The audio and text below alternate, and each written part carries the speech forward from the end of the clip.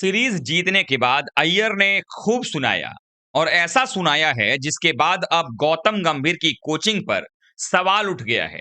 क्या बाकी कप्तान चाहे वो शुभमन गिल हो या सूर्य कुमार यादव थे या कुछ प्लेयर्स जो नहीं बोल पा रहे थे, वो अब अय्यर ने बोल करके बता दिया है और कहीं ना कहीं गौतम गंभीर के कोचिंग के पैटर्न पर सवाल उठा दिया है कि आपको ऐसे कोचिंग नहीं करना पड़ेगा, इस तरह से करना पड़ेगा।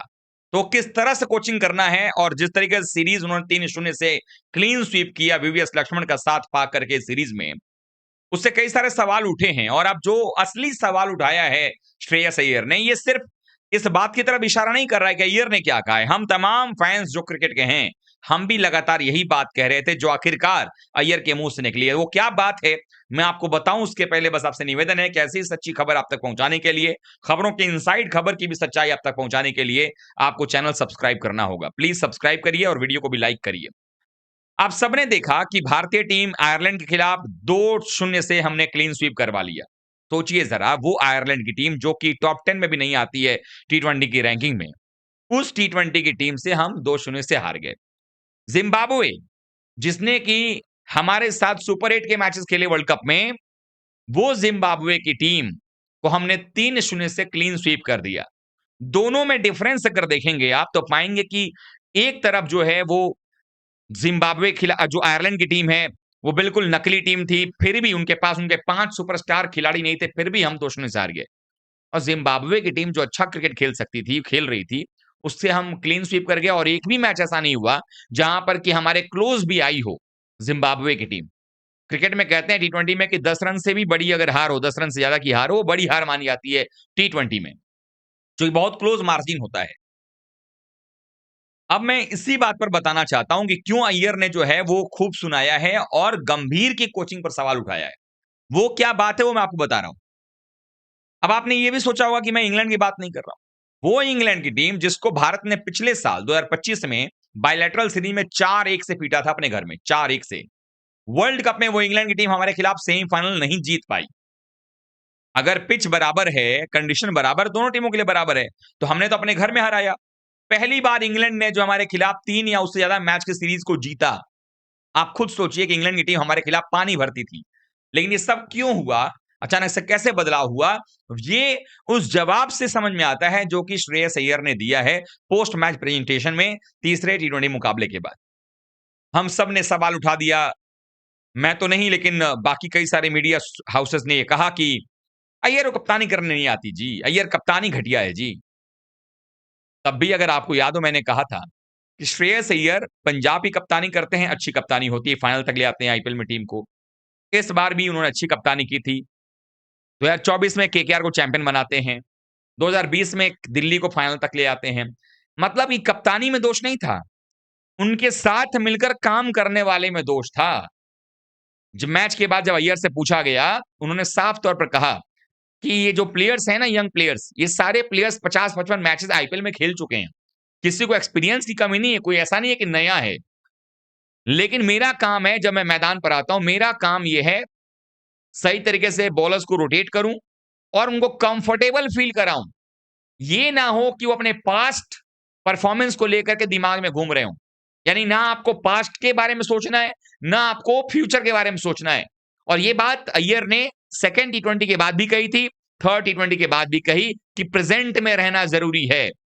मतलब कहीं ना कहीं दो दो बार ये बात बोलना। और उन्होंने ये बात कही कंफर्टेबल करना। अब देखिए, कंफर्टेबल जो शब्द है ना, भले ही छोटा लग रहा हो, लेकिन ये वो शब्द है जो किसी के जीवन में अगर आए, अगर कोई और उसको कंफर्ट कराए, मतलब वो बंदा कामयाब हो सकता है। गंभीर यही नहीं करते हैं और लक्ष्मण यही काम करते हैं। कप्तान को पूरी आजादी थी कि आपको जो फैसला मैदान पर लेना है आप ले लीजिए, कोई दिक्कत वाली बात नहीं है। और इसीलिए श्रेयस अय्यर ने बड़े आसानी के साथ बेहतर फैसले लिए। टॉस जीतकर बल्लेबाजी भी किया, टॉस जीत करके गेंदबाजी भी किया, टॉस हारने के बाद भी बल्लेबाजी किया। तीनों में 3 सिचुएशंस आए, बल्ले से भी रन है, कप्तानी भी अच्छी कर रहे हैं। और इनकी कप्तानी में जब कंफर्टेबल फील हुआ तो वैभव ने 3 मैच में 250 लगा दिया। फाइनल आते आते 49 गेंदों में 81 बना दिया। जिससे ईशान के बल्ले से रन नहीं निकल रहा था, उन्होंने भी 81 बनाया सेकंड टी20 में। गेंदबाजी में मयंक यादव डेब्यू मतलब वापसी करते हैं और वापसी करने के साथ ही पहली गेंद पर विकेट निकालते हैं। वैसा ही उन्होंने इस सीरीज का समापन भी किया। मतलब ये है कि ये पूरी टीम एकजुट टीम नज़र आ रही थी। किसी भी खिलाड़ी के ऊपर में कोई दबाव नज़र नहीं आ रहा था। किसी खिलाड़ी को ये नहीं लग रहा था कि यार आज नहीं खेलूँगा तो कल हटा दिया जाऊँगा। और ये प्रेशर गंभीर के रहते हुए नज़र आता है कहीं न कहीं प्लेयर्स पर कि आज नहीं तो कल कोई और आ जाएगा। कोई गंभीर का अपना पसंदीदा प्लेयर होगा जो कि तैयार बैठा हुआ होगा आने के लिए। तो इसी वजह को लेकर के जिस तरह से अय्यर ने ये चीज़ें बताई हैं, वो साफ पता चल रहा है कि क्या हो रहा है। और ये भी बात समझने वाली है कि जो बातें हम लोग कर रहे थे कि भाई आयरलैंड की टीम कमज़ोर टीम है। भाई आयरलैंड की टीम कमज़ोर टीम थी। आज तक कभी आप हारे नहीं थे।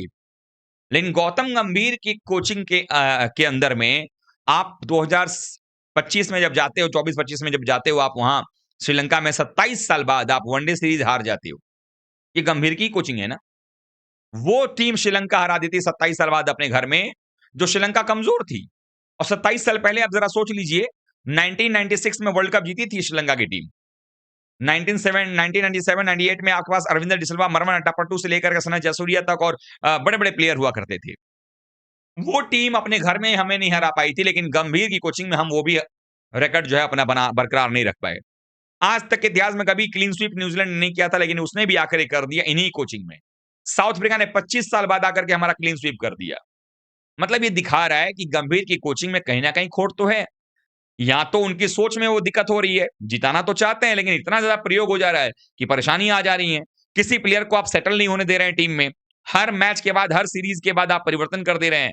जो प्लेयर टीम में आ रहा है उसको आने के साथ ही दबाव आ जा रहा है कि अगले मैच में मैं रहूँगा या नहीं रहूँगा। गंभीर के टीम में आने के बाद आपको याद नहीं आएगा कि किसी भी मैच में परिवर्तन ना हुआ हो। लगभग हर मैच में 1-2 चेंज तो होता ही होता है। कोई एक 11 लगातार 2-3 मैच कभी नहीं खेली है। तो ज़िम्बाब्वे सीरीज़ में जो जीत मिली है टीम इंडिया को और जिस तरीके से श्रेयस अय्यर कप्तान ने ये सवाल उठाए हैं और उन्होंने बताया है कि उनका क्या काम है, किस तरीके से बतौर कप्तान वो सीरीज़ को देख रहे थे, किस तरह से अपने प्लेयर्स को मैनेज कर रहे थे और जो कंफर्टेबल करने की बात उन्होंने कही, ये साफ तौर पर बता दिया है कि गौतम गंभीर को भी अभी भी मौका है सीखने का, कि आपको प्लेयर्स को कंफर्टेबल फ़ील कराना होगा कि आपकी जगह नहीं है, आप इनसिक्योरिटी मत डालिए। वही वैभव सूर्यवंशी 3 मैच में 42 बनाते हैं इंग्लैंड में। आयरलैंड में कप्तान के चाहते हुए भी आप उनको डेब्यू नहीं करवाते हैं। लेकिन जब कप्तान के पास मौका आया, पहले मैच से लेके तीसरे मैच तक वैभव सूर्यवंशी खेले और ऐसा नहीं है कि संजू नहीं थे इसलिए 3 मैच मौका मिल गया। भाई संजू नहीं थे तो प्रभसिमरन को भी तो ले आए थे, वो भी तो ओपनिंग ही करते हैं। लेकिन ये तय थी बात कि ज़्यादा परिवर्तन नहीं करेंगे। एक सेटल्ड टीम के साथ जाएँगे, तीनों मैच पूरा वैभव को मिलेगा और इन 3 मैच में ना सिर्फ ये 250 बनाया है वैभव ने, फाइनल मैच में तीसरे मैच में प्लेयर ऑफ द मैच बने, प्लेयर ऑफ द सीरीज़ भी बने। पहले मैच में उनके बल्ले से निकले थे 50 रन, दूसरे मैच में निकले 20 रन, 70 हो गए और 81 रन यहाँ लगा दिया। यानी 151 रन 3 मैच के अंदर में आ गए उनके। ये दिखा रहा है कि भारतीय टीम किस तरफ जा रही है। आप लोगों को क्या लगता है वैभव सूर्यवंशी और श्रेयस अय्यर ने जिस तरह से बातें कही हैं, चूँकि वैभव ने ही बोला कि कोच का बैकिंग मुझे मिला है, कप्तान का मिला है, क्या ये बैकिंग गंभीर नहीं दे रहे थे? सबसे बड़ा सवाल है। तो क्या आप लोग इनकी बातों से सहमत हैं? कमेंट करके बताइएगा, वीडियो को लाइक, शेयर, सब्सक्राइब ज़रूर कीजिएगा।